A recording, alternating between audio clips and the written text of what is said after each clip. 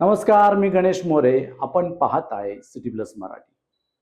पुणे आणि पिंपरी चिंचवड या दोन प्रमुख शहरांमध्ये सध्या एक गंभीर आणि धक्कादायक प्रकार सुरू असल्याचं चित्र समोर येत आहे.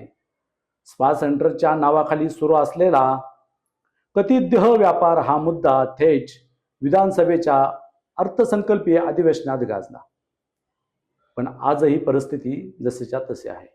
पुणे आणि पिंपरी चिंचवड शहरात स्पा सेंटरच्या नावाखाली आणि महाराष्ट्रात अनैतिक धंदे सुरू असल्याचा मुद्दा आमदार अमित गोरके यांनी अधिवेशनात उपस्थित केला होता. या मुद्द्यावरती गृहराज्यमंत्री योगेश कदम यांनी स्पष्टपणे सांगितलं होतं की स्पा सेंटरसाठी लवकरच कडक नियमावली लागू केली जाईल. महिलांना या व्यवसायात ढकलणाऱ्यांवरती, एजंट्सवरती कठोर कारवाई देखील केली जाईल.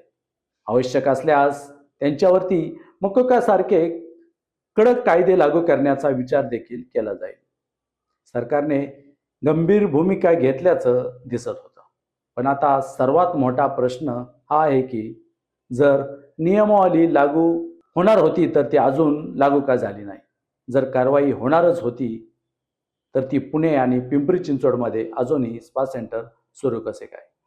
पोलीस प्रशासन आणि महापालिका नेमकं काय करतंय?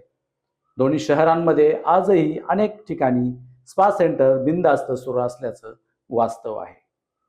अधिवेशनात हा मुद्दा गाजून मोठी आश्वासनं देऊन जर प्रत्यक्षात काहीच बदल दिसणार नसेल तर हा फक्त राजकीय दिखावा आहे का? आणि पुणे आणि पिंपरी चिंचवड सारख्या शहरांमध्ये त्यामुळं तरुण पिढीवरती याचा परिणाम होतोय. महिलांचं शोषण केलं जातं आणि बेकायदेशीर रॅकेट वाढत असल्याची भीती, हे सगळं गंभीर वास्तव आहे.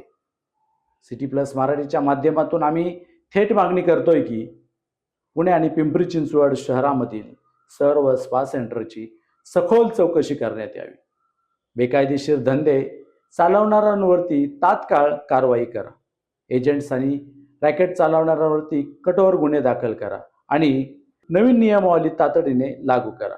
कारण जर अधिवेशनात गाजलेला मुद्दाच प्रत्यक्षात काहीच बदल घडवू शकत नसेल तर हा त्या चर्चेचा उपयोग तरी काय? त्यामुळं लवकरात लवकर कारवाई होणं अपेक्षित आहे.